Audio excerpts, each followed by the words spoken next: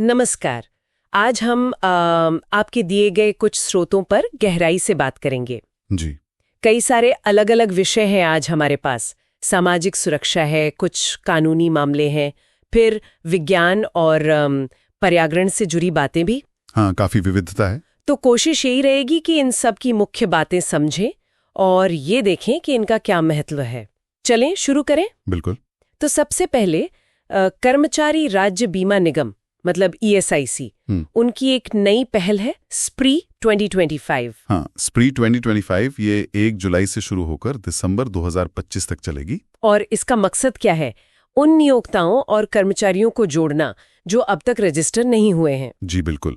खासतौर पे वो जो अस्थायी हैं, असंगठित क्षेत्र में काम करते हैं, उनको ESIC के दायरे में लाना। और इसमें एक खास बात भी है ना कि पिछली अवधि के लिए कोई मतलब बकाया या जांच नहीं होगी। हाँ, यही इसका सबसे बड़ा आकर्षण है शायद। इससे लोग खुद से वॉलंटरीली रजिस्टर करने के लिए शायद आगे आएं, डर कम होगा, घर तक राशन पहुंचा रहे हैं। ये तो तकनीक का बहुत अच्छा इस्तेमाल है जरूरतमंदों तक पहुंचने के लिए। बिल्कुल। हालांकि कुछ शिकायतें भी थीं कि पहले से ठीक से सूचना नहीं दी गई, पर पहल अच्छी है। हाँ, वो तो है।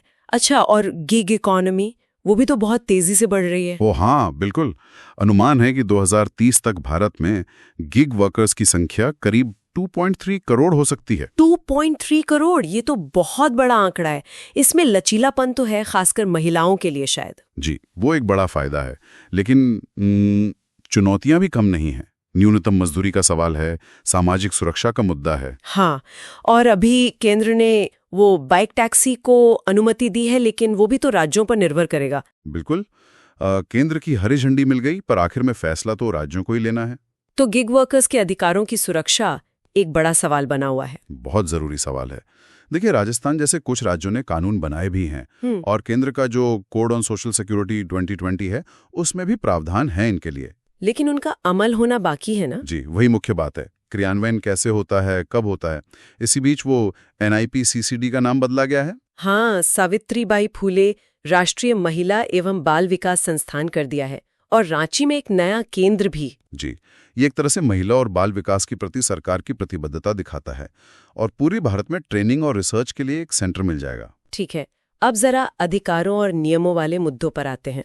कर्नाटक सरकार का एक नया बिल है, फेक न्यूज रोकथाम विधेयक। हाँ, ये काफी चर्चा में है। इसमें तो सजा काफी कड़ी लग रही है, 7 साल तक की जेल और 10 लाख तक का जुर्माना। जी हाँ, और इसकी निगरानी के लिए एक अथॉरिटी भी बनेगी जिसमें मंत्री और विधायक होंगे। लेकिन चिंता इस बात पर है कि फेक न्यूज की परिभाषा थोड़ी मतलब बहुत फैली हुई है और जुडिशियल ओवरसाइट की भी कमी है शायद। सही कहा, और ये दिलचस्प इसलिए भी है क्योंकि अभी हाल ही में बॉम्बे हाईकोर्ट ने केंद्र की फैक्ट चेक यूनिट को असंवैधानिक करार दिया था। ओह अच्छा, तो ये तो उसके ठीक उलट जा रहा है। हाँ, तो विशेषज्ञ कह रहे हैं कि ऐसे कानून से अभिव्यक्ति की स्वतंत्रता, जो हमारा अनुच्छेद 19(1)A है, उस पर एक चिलिंग इफेक्ट पड़ सकता है। श्रेया सिंगल केस में भी ये बात उठी थी। तो इस पर और विचार विमर्श की जरूरत है। बिल्कुल। इसी कानूनी दायरे में एक और मामला सुप्रीम कोर्ट ने उठाया है, एकल माताओं के बच्चों के OBC प्रमाण पत्र को लेकर। हाँ, ये भी एक अहम मुद्दा है। गाइडलाइंस की कमी है। मौजूदा नियम तो पिता के पक्ष पर आधारित है ना, तो एकल माँ के केस में दिक्कत आती है। जी, याचिकाकर्ता का यही कहना है कि ये समानता के अधिकार यानी अनुच्छेद 14 का उल्लंघन है। क्या इस पर पहले भी कोई फैसला आया है? हाँ, 2012 का एक मामला है, रमेश भाई डाभाई नाय का।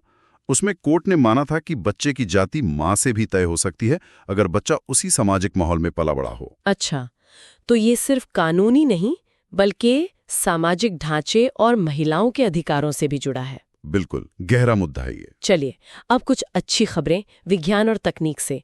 एनर्जी स्टोरेज में एक बड़ी सफलता मिली है। हाँ, बेंगलुरु और अलीगढ़ के वैज्ञानिकों ने मिलकर एक नई सुपर कैपेसिटर सामग्री बनाई है। सिल्वर नियोबेट में कुछ मिलाया है उन्होंने। जी, सिल्वर नियोबेट AgNBO3 में लैंथेनम डोप किया है। इससे उसकी एनर्जी स्टोरेज कैपेसिटी और चार्ज डिस्चार्ज स्पीड दोनों काफी बढ़ गई हैं। और इसकी खासियत क्या है?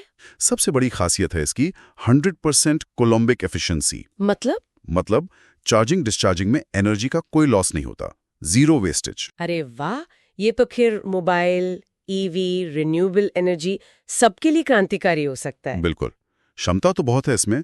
इसका प्रोटोटाइप एक LCD डिस्प्ले को चला भी चुका है। गजब। अच्छा, और इतिहास से भी एक हैरान करने वाली खोज है मिस्र से। हाँ सर, 4,500 साल पुराने इंसान का पूरा जीनोम मिला है। ये अब तक का सबसे पुराना है। 4,500 साल। और क्या पता चला विश्लेषण से? पता चला कि उसकी त्वचा गहरी थी, बाल और आंखें भूरी थी, और उसका वंश मतलब जेनेटिक्स 78% नॉर्थ अफ्रीकन और 22% मेसोपोटामियाई था। मेसोपोटामियाई? तो इसका मतलब मिस्र और मेसोपोटामिया के बीच सिर्फ व्यापार नहीं था। लगता तो यही है। गहरे जैविक और सांस्कृतिक संबंध रहे होंगे। और डीएनए का इतने वक्त तक सुरक्षित रहना भी कमाल है। वो पॉट बरियल तकनीक की वजह से संभव हुआ। बहुत खूब। अच्छा, डिजिटल दुनिया में आते हैं। सुरक्षा के लिए सरकार ने financial fraud risk indicator FRI system शुरू किया है। जी, ये मोबाइल नंबरों को फ्रॉड रिस्क के हिसाब से क्लासिफाई करता है। और अब RBI ने इसे अनिवार्य कर दिया है सभी बैंकों के लिए। हाँ, ये बड़ा कदम है। फोन पे जैसे UPI प्लेटफॉर्म तो इसे इस्तेमाल कर भी रहे हैं। तो इससे रियल टाइम में संदिग्ध लेन देन रोकने में मदद मिलेगी। उम्मीद तो यही है। डिजिटल भरोसे को मजबूत करने के लिए जरूरी था। एक और डिजिटल अपडेट है। भारत सरकार यूनिकोड कंसोर्शियम में फिर से शामिल हो गई है सपोर्टिंग मेंबर के तौर पर। हाँ, ये भारतीय भाषाओं और लिपियों को ग्लोबल डिजिटल स्टैंडर्ड में जगह दिलाने के लिए महत्वपूर्ण कदम है। लेकिन सिर्फ मेंबर बनना काफी है? नहीं, बिल्कुल नहीं। सक्रिय भागीदारी बहुत जरूरी है। जैसे तमिलनाडु का उदाहरण है, वो मेंबर तो हैं पर मीटिंग्स में उनकी उपस्थिति कम रही है, तो एक्टिव रहना पड़ेगा। सही बात है। चलिए अब अंत में पर्यावरण की बात करते हैं। मानसून इस साल जल्दी आ गया। हाँ, सामान्य से 9 दिन पहले 29 जून तक ही पूरे भारत में पहुंच गया। और जून में बारिश भी औसत से 9% ज्यादा हुई है, खासकर मध्य भारत में। जी, इसके पीछे कई कारण थे। एक तो लो प्रेशर सिस्टम बना, MGO सक्रिय था और ENSO IOD भी न्यूट्रल थे। तो ये खेती के लिए अच्छी खबर है। हाँ, कुल मिलाकर तो अच्छी खबर है। हालांकि पूर्वोत्तर भारत में अभी भी बारिश की कमी है, वहां देखना होगा। और वैश्विक स्तर पर स्पेन में FFD4 सम्मेलन हुआ। हाँ, फाइनेंसिंग फॉर डेवलपमेंट का चौथा सम्मेलन। इसमें जलवायु वित्त पर काफी गंभीर चर्चा हुई। ये एक तरह से ब्राजील में होने वाले COP30 के लिए माहौल बना रहा है। क्या मुख्य मुद्दे उठे वहां? कई मुद्दे थे। विकासशील और विकसित देशों के बीच भरोसे की कमी साफ दिखी। MDBs मतलब बहुपक्षीय विकास बैंकों में सुधार की जरूरत पर जोर दिया गया। और 2035 तक $1.3 ट्रिलियन जलवायु वित्त जुटाने का लक्ष्य, इस पर भी बात हुई। 1.3 ट्रिलियन डॉलर? जी। और लॉरेंस टूबियाना ने एक बहुत चिंताजनक बात उठाई कि दुनिया के जो टॉप 1% अमीर लोग हैं, वो 50% उत्सर्जन के लिए जिम्मेदार हैं। 50%? हाँ, और साथ ही सिविल सोसाइटी की भागीदारी भी कम हो रही है इन मंचों पर। तो ये वैश्विक असमानता और संस्थागत सुधारों की जरूरत को बहुत साफ दिखाता है। तो आज हमने देखा कि कैसे एक तरफ समाज कल्याण के लिए नई योजनाएं आ रही हैं जी, और दूसरी तरफ अधिकारों, खासकर अभिव्यक्ति की आजादी पर नई बहसें छिड़ रही हैं। विज्ञान नई राहें दिखा रहा है। और वैश्विक मुद्दे जैसे जलवायु परिवर्तन और उसका वित्त पोषण, सबके मिलकर काम करने की मांग कर रहे हैं। बिल्कुल।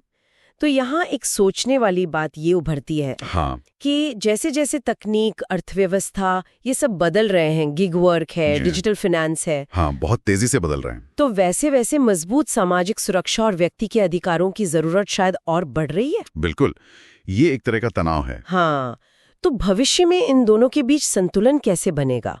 हमारी नीतियां, हमारा समाज इस तनाव का सामना कैसे करेंगे? ये वाकई एक बड़ा सवाल है और आने वाले वक्त की दिशा शायद इसी से तय होगी कि हम इस संतुलन को कैसे साधते हैं। सोचने के लिए एक जरूरी बिंदु है।